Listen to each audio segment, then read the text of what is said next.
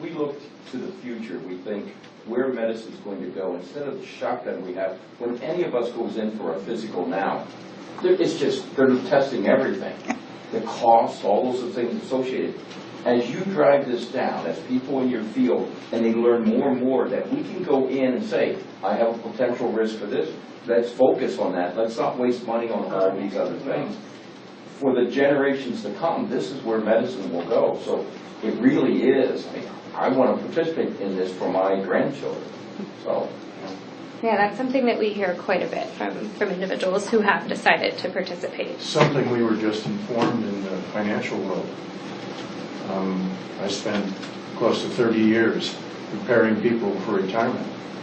And we had a time frame that we used to determine how long their money needed to last. We are now being informed that we better start planning for age 120. Really? Wow.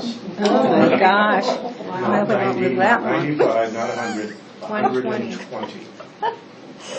Okay. My goodness. I need to talk to my financial advisor. Right? That's not somebody coming in at 75. Right. Can I ask a question? Absolutely. How do you know?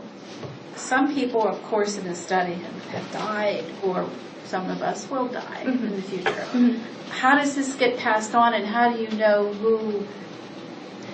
In other words, how do you know people die? Who informs you? Because if you've got this blood and you think people are still living, how do you find people? Sure. So we've encountered this already, where we've gone to disclose a result, and the individual who was the MyCode participant is deceased. So we will reach out to next of kin, emergency contacts in the charts, try and identify the right family member to receive the information if they're interested in receiving it. When you say in the chart, in the medical chart, in the record. Go back to the primary care person to find that? In your Geisinger chart, usually you have a spouse or next of kin or relative listed. Okay. We may start proactively collecting that because we are running into this situation. Right. So we do have a protocol in place to try to reach out to next of kin to deliver that information so that it's not lost, essentially, so that we can get it into the hands of your family members. If that's something that is of concern and that you want to make sure is noted, I highly suggest you mention that to one of your providers. It can be added into your record, certainly. But I think that's something that ideally we'll collect. When you sign up, maybe there should be a emergency contact. Yeah, that's a great idea. On that initial paper. Yep. When you sign up at Geisinger or whenever you check in, if you have a doctor appointment, it has right there your next to kin. Yep. So if you haven't added that already into your chart, think about doing that. Absolutely, that'll help. Okay. So what information about the study that was delivered by the chatbot stands out the most?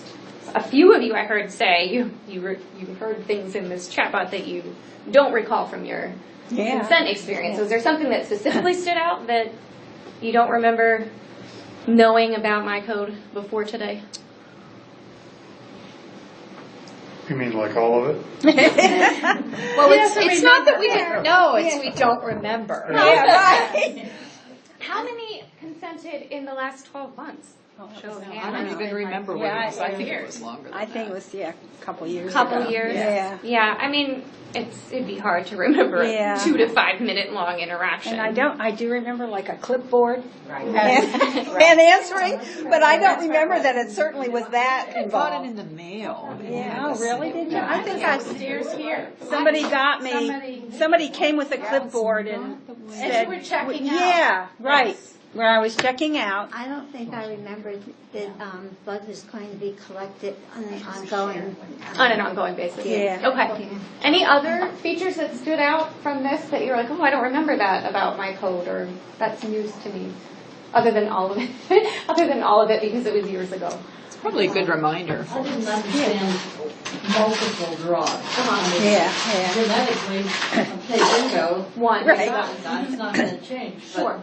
I didn't realize every time I give blood, every 6 months, then they're going to take a thing for my code, and I'm thinking, You mean they think my genetics has changed? I didn't get the whole, why, I understand that, but I didn't get my code was more than the More than genetics. just genetics. So making that clear could be an improvement. Yeah. It sounds like, okay.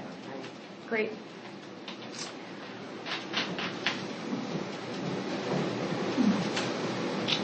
Do we foresee any problems? If my code decided tomorrow to start consenting with these chatbots, do we foresee any problems in using this approach? I don't see a problem with it as long as people have a choice. So, you may have people that aren't comfortable doing it that way, or they might not understand what a chatbot is when they see it. Yeah, that was the So I think that characterization of it as a chatbot. Yeah, and there was a choice Yeah. in the beginning, whether you wanted a paper, you wanted somebody to call you, or if you wanted to do that. So I don't see a problem using that, because then, it's just another way to make people happy with the way they go through the consent process.